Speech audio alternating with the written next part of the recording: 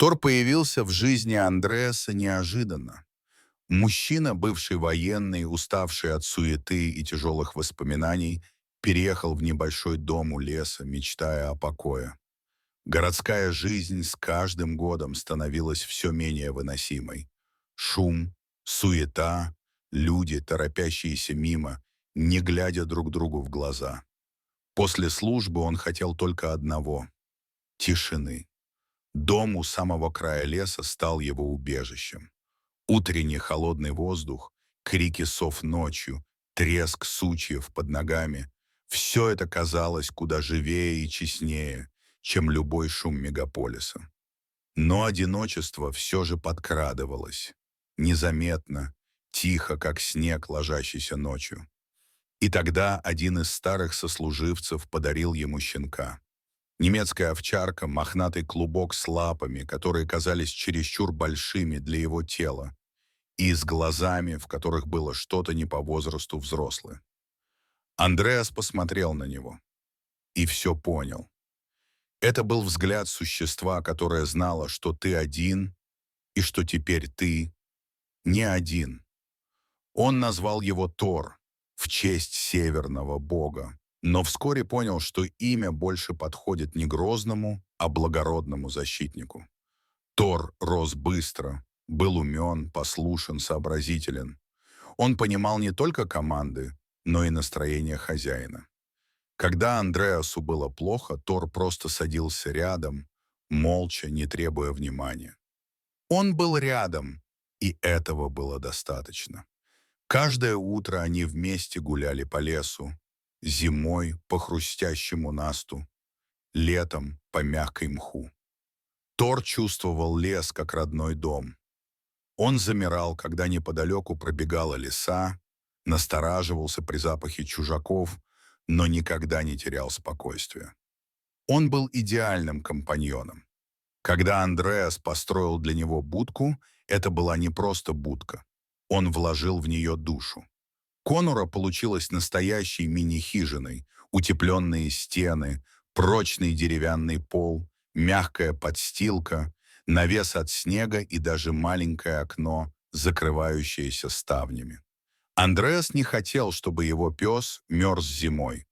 Он знал, что Тор никогда не попросит, но заслуживает лучшего.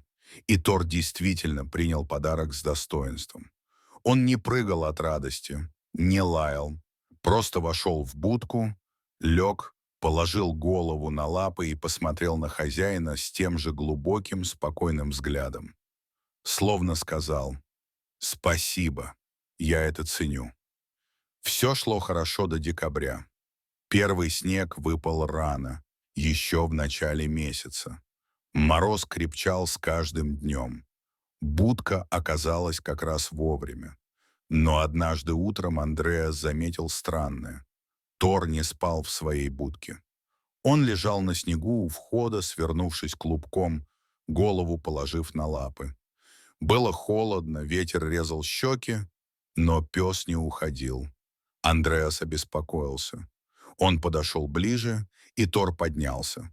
Но когда мужчина попытался заглянуть внутрь будки, Тор зарычал.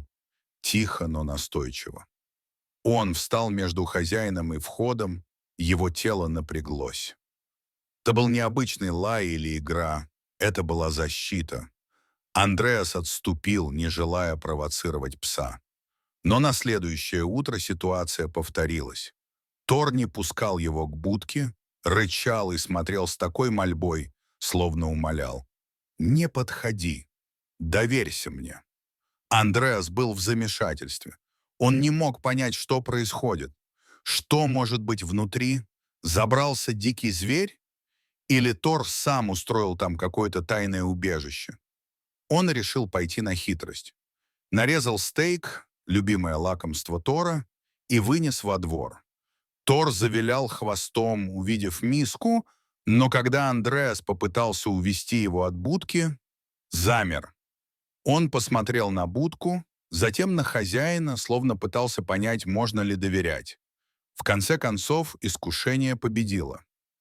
Тор вошел в дом, и Андреас быстро закрыл за ним дверь. Пес начал скрести, скулил, Но было поздно. Андреас уже шел ко двору. Он подошел к будке и замер. Что бы там ни было, Тор готов был защищать это даже от него. Но Андреас должен был узнать правду. Он опустился на колени и осторожно заглянул внутрь. Внутри, свернувшись клубком, лежала кошка. Рядом с ней 5 крошечных котят, едва живых от холода. Их глаза были еще закрыты. Шерсть тонкая, хрупкая. Андреас затаил дыхание. Кошка смотрела на него с тревогой, но не шипела. Она прижала котят ближе к себе и только тихо заурчала. Теперь все стало ясно. Когда начались морозы, беременная кошка, брошенная или дикая, нашла убежище в будке Тора. И он не прогнал ее, не зарычал, не сообщил хозяину, он просто уступил ей свой дом. Ушел сам на холод, лишь бы ей было тепло. Он охранял ее, как охранял бы самое дорогое. Даже от Андреаса. Андреас не знал, что сказать. Он просто сидел перед будкой, чувствуя, как в груди поднимается теплая волна. Его пес не просто друг. Он настоящий хранитель. Хранитель жизни. Позже, чтобы не тревожить кошку, Андреас построил рядом небольшое укрытие. Он сделал мягкое гнездо, утеплил стены, поставил старый обогреватель и стал носить туда еду. Когда кошка почувствовала, что люди не угрожают ей, она перенесла котят в новое гнездо. Тор же с облегчением вернулся в свою будку, но продолжал держать их в поле зрения. Он часто лежал неподалеку, не приближаясь, но всегда наготове. Андреас наблюдал за этим с восхищением. Как много мы можем понять о доброте, если просто будем внимательнее к животным. Они не говорят, но они чувствуют. Иногда глубже, чем люди. Дорогие зрители, подписывайтесь на канал, ставьте лайки, пишите комментарии. До новых встреч!